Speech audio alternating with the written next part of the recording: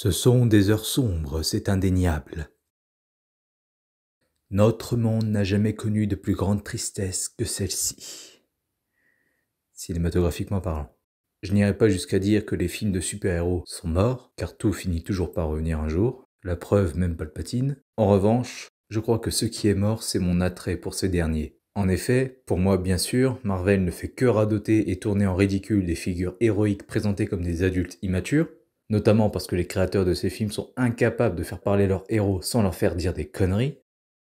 La Fox appartient désormais à Disney, donc adieu les X-Men et les 4 Fantastiques, fait d'une manière différente, qu'on aime ou non. Warner ne fait que de la merde avec ses comics DC en ne sachant pas sur quel pied danser, si ce n'est en se mettant volontairement ou non des bâtons dans les roues, donc ils ne peuvent plus qu'aller se faire enculer en ce qui me concerne. Ce qui fait qu'il ne nous reste plus que le studio Sony, qui certes peut faire des films qui visiblement sont unanimement loués, mais aussi des films calibrés qui sont pas mal inégaux selon moi. En ce qui concerne les X-Men de la Fox, eh bien, il faut reconnaître que le public n'a jamais porté à l'égard de ces films un amour inconditionnel, et les critiques n'ont jamais été unanimes sur l'étendue de leur univers, même pas sur la toute première trilogie. Concernant le grand public, la Fox s'est toujours plantée avec les 4 Fantastiques. Concernant Sony, si au départ les avis étaient très positifs, avant de devenir moyens, ils sont passés clairement aujourd'hui dans le négatif, à une exception près. Pour DC, on voit qu'avec leur univers étendu, ils n'arrivent ni à trouver un public, ni à trouver quelle identité mettre à leur film. Et quand on voit le box-office et l'accueil réservé à leurs 2 derniers films indépendants, on voit qu'ils ne brillent pas avec un univers étendu mais avec des films indépendants. On voit que c'est là qu'ils arrivent à exceller. Et enfin, en ce qui concerne Marvel Studios, on voit que maintenant qu'ils ont terminé leur saga de l'infini, le public est beaucoup moins enjoué à l'annonce de certaines productions, alors qu'au contraire, il devient de plus en plus exigeant avec la sortie des derniers films et séries. Donc, je ne sais pas si vous l'avez deviné au ton de ma voix et à tout ce que je viens de vous dire, mais suivre et attendre impatiemment le prochain film de super-héros et l'aimer comme je le faisais il y a 10 ans devient très laborieux pour moi car mon niveau d'attachement envers ces derniers films baisse à peu près proportionnellement avec la qualité que je leur trouvais auparavant, au point qu'en sortant de la projection de Thor Love and Thunder, je me dise finalement, les Yes Man comme John Watts qui a réalisé la dernière trilogie de Spider-Man avec Tom Holland, c'est pas si mal. Pourquoi j'en suis arrivé à me dire ça? Eh bien c'est ce que nous allons voir ici, dans cette vidéo où je vais vous parler de Thor Love and Thunder, réalisé par Taika Waititi. Oui, parce que quand on voit Thor et Love and Thunder, je suis sûr que s'il parlait français, il approuverait cette blague ridicule et pas drôle, complètement immature, donc voilà, je vais l'appeler comme ça parce que visiblement ce genre de blague ça le fait rire, donc Thor 4, réalisé par Taika Waititi. Déjà, pour vous donner mon avis avant même de voir le film, en voyant les 2 bandes annonces, que j'ai découvert le même jour au même moment, je n'étais pas du tout enjoué par le film. Il y avait quelques visuels, encore une fois, dans la même lignée que Thor Ragnarok, réalisé par le même réalisateur, qui me plaisaient. Je voyais que Taika Waititi, encore une fois, avait vraiment travaillé les décors, les environnements dans lesquels les personnages allaient. Donc ça, et j'ai vu le film et je suis toujours d'accord avec ce que je pensais à l'époque, c'est effectivement ce qu'il a fait. Bien que il y en a pas beaucoup. Alors il y en avait pas plus dans Thor Ragnarok puisqu'il y avait que Sakaar, mais on y est resté tellement longtemps et ça avait été tellement bien bossé que c'était nickel et vraiment très créatif, hein, c'était vraiment magnifique et bourré d'ingéniosité et de créativité. Là, à part cette vie Omnipotent City, je crois, donc la ville des dieux, qui est vraiment pas mal parce que un peu comme Asgard, donc la planète de Thor, donc une planète de dieux, qui est une espèce de terre plate. Voilà, là on peut le dire, la terre est plate. Et là en fait c'est un peu ça en fait, ou plutôt cette ville Omnipotent City est un peu comme le jeu d'échiquier de Star Trek. C'est des couches sur d'autres couches, vraiment, ça fait de très beaux visuels, c'est magnifique à voir. Et encore une fois, c'est bourré de détails, les effets spéciaux sont très bien faits. Vraiment, tout est magnifique, c'est créatif, c'est beau, et très bon point du film encore une fois. Seulement, passer cette ville, et si on enlève également l'idée de mettre 10 minutes du film en noir et blanc à cause d'une planète, à cause de l'environnement d'une planète, on se rend compte que ce film est quand même beaucoup moins créatif que son prédécesseur. Cependant, ce n'est pas parce que je n'ai pas été vraiment enjoué en regardant les bandes annonces que je suis parti défaitiste. Le point qui m'a un peu plus fait peur, c'est les critiques négatives sur YouTube. Je n'en avais vu aucune, je m'étais contenté des miniatures, mais avec ce que certains vidéastes mettaient sur les miniatures, j'avais vraiment le sentiment que ouais, c'était divertissant au mieux, mais très moyen, mitigé, voire très négatif au pire. Donc ça me rassurait moins étant donné que je voyais que tout le monde était d'accord là-dessus. Mais encore une fois, et là j'ai une preuve, je ne me suis pas fié aux avis des autres, car dès la première scène du film, je me suis dit 1. Que j'allais aimer, et 2. Ah, c'est pour ça que les gens n'ont pas aimé. Et finalement, je me suis juste fait avoir parce que ce qu'on voit dans la première scène, c'est juste totalement un contraste complet, totale avec tout ce qu'on a dans le reste du film. Et c'est dommage parce que j'ai vu que certains disaient que cette scène était longue, peut-être, mais j'ai trouvé qu'elle était nécessaire et très bien faite. Et vraiment, j'ai accroché dès la première scène, mais plus on avançait dans le film et plus l'humour et le doigt d'honneur fait à la tragédie en général, avec un grand T, me sortait du film et me faisait me demander mais devant quoi je suis en fait? Qu'est-ce que je regarde? Déjà, pour commencer, ils ont repris de manière totalement décomplexée un gag de Spider-Man New Generation, parce que dans Spider-Man New Generation, dès qu'il y avait un nouveau Spider-Man, le Spider-Man parlait en voix off à nous directement, en nous disant je vais vous raconter mon histoire, etc.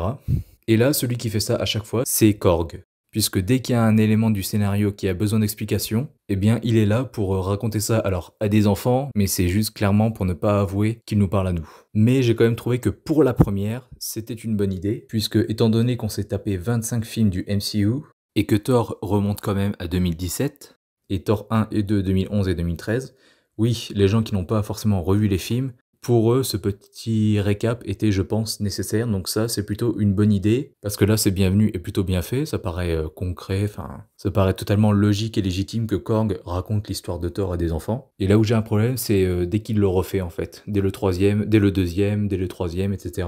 Il me semble qu'il y en a 4, mais pas sûr. Le quatrième, ça doit être pour la conclusion. Mais dès le deuxième, par exemple, j'ai senti qu'en fait, c'était vraiment pour nous expliquer des choses qu'on n'avait pas vues, parce que, eh ben, on nous l'avait pas montré. Et parce que ça sert au scénario, donc pourquoi et comment Jen a pu soulever le marteau, on découvre qu'en fait Thor a mis un sort sur Mjolnir, alors qu'en soi c'est une bonne idée. Surtout que cet élément-là te montre vraiment que c'est enfin un dieu, comme son père est mort, c'est vraiment le roi d'Asgard, et c'est un dieu, il contrôle son arme complètement. Là, plus personne ne peut lui retirer son pouvoir comme dans le premier film, donc il est complètement accompli. Et donc avec cet élément du scénario qu'on veut excuser avec des scènes flashback, racontées par Korg, et ben tu sens qu'en fait c'est juste pour excuser ou boucher les trous dans un univers composé de 30 films pour un élément du scénario. Donc c'est dommage parce que, bah, comme je l'ai dit, encore une fois, dans un univers de 30 films, ça aurait été bien qu'ils préparent ça avant. Étant donné que tout le monde sur internet adore défendre son univers cinématographique préféré, donc le MCU, en disant ouais non mais ils préparent tout à l'avance et tout, oh là c'est des génies. Je suis désolé, quand on voit ça, bah on se dit que non. En revanche, ce que je n'ai pas aimé dès la première histoire, en gros, racontée par Korg, c'est qu'on voit que, bah, dans la droite lignée de Thor Ragnarok, Avengers 3 et 4, et ben, les épreuves que subit Thor, c'est des blagues. Et on s'en fout. Puisqu'il y a un moment où Korg nous remontre la mort des 3 guerriers, et c'est vraiment traité comme une blague. Tu vois des gens vraiment, tu revois la mort, hein, tu les revois se faire tuer, et c'est une blague. Et enfin, autre élément qui jette totalement à la poubelle la tragédie de toute la saga de l'infini, c'est que bah, à New Asgard, il y a une boutique de glace qui a sur sa devanture le gant de Thanos qui tient une glace. Limite, c'est le logo de l'entreprise. Et je pense vraiment que c'est le logo de l'entreprise parce que je crois que le nom c'est Infinity Cones. Donc pour faire un petit jeu de mots avec Infinity Stones, les pierres de l'infini. Et c'est dommage parce que à côté de ça, t'as de bonnes blagues qui ne manquent pas de respect à tout le parcours qu'a eu le super-héros depuis ses débuts et qui sont drôles. Par exemple, blague qui revient puisque ça a déjà été fait dans le 3 et à nouveau c'est très rigolo, la scène de théâtre qui parodie un petit peu les événements du film précédent. Donc déjà c'est bien parce que ça montre que Taika Waititi a une humilité parce que on pouvait prendre ça comme une insulte faite au second film, le fait que Taika Waititi parodie le second film Thor dans son film à lui, Thor Ragnarok, alors qu'on sait très bien que le deuxième film Thor n'a pas été vraiment apprécié. On pouvait se dire voilà que c'était une insulte, vraiment qu'il se moquait volontairement. Et finalement, bah non, parce que à nouveau, il le fait avec son propre film à lui. Donc déjà, bravo, puisqu'il va jusqu'au point de ne même pas hésiter à ridiculiser son méchant, donc Ella. Mais en plus, ça marche bien parce que c'est une pièce de théâtre. C'est juste une pièce de théâtre qui montre, sans beaucoup de budget, les éléments du film précédent. Sans beaucoup de budget et bien sûr avec des acteurs nuls. Donc la blague est bonne. Mais là, non, ça ne passe pas du tout, quoi. Parce que dans notre monde, une boutique qui vend des glaces avec la devanture d'Auschwitz ou en logo une croix gammée, je pense pas que ça marcherait beaucoup. Et ça, que la démarche eût été faite pour choquer, manquer de respect ou pour faire rire. Et ce qui me fait rire, moi, c'est quand des gens osent critiquer l'univers cinématographique Marvel, que ce soit des gens, des critiques sur internet, des acteurs ou des réalisateurs, et qu'à côté, les gens qui ont joué dedans viennent défendre l'UCM en disant que c'est très bien fait, que c'est une grande saga, qu'il y a tout, il y a de l'humour, de l'action, de l'épique, de la tragédie, et à côté, dans leur film, bah t'as ça. Surtout qu'en plus, les gens qui font les films Marvel savent très bien que les gens sont à fond derrière émotionnellement parlant, puisque beaucoup de gens ont pleuré à la mort de Tony Stark, et dernièrement, à la bande-annonce de Black Panther 2, beaucoup de gens se sont filmés en train de réagir à la bande-annonce parce qu'ils sont youtubeurs, enfin voilà, et ils ont pleuré. Au point même où Merej, youtubeur français, a fait une blague pareille où il réagissait à la bande-annonce et faisait semblant de pleurer pour se moquer d'eux. Donc si même lui l'a remarqué, je pense que oui, Marvel Studios a très bien remarqué que les gens étaient à fond derrière, et même émotionnellement parlant. Donc, forcément, le claquement de doigts de Thanos, le fait qu'il tue plein de gens, ça les a marqués. Bon, certains comme moi ont trouvé ça audacieux de faire mourir tout le monde, même si je savais qu'un an plus tard ils allaient revenir. Et d'autres ont peut-être pleuré, ont été choqués, ne s'y attendaient pas ou je ne sais quoi. Et donc ce qui m'intrigue, c'est que en voyant ce genre de choses, donc le gant de Thanos qui tient une glace, j'ai vraiment l'impression que c'est Marvel Studios qui clairement s'adresse aux fans en leur disant « Eh, vous avez été marqués par ça? Sérieux? Vous avez trouvé ça triste? Tiens, gros doigt d'honneur dans ta gueule. » Et donc je suis désolé, mais moi je comprends pas cette intention.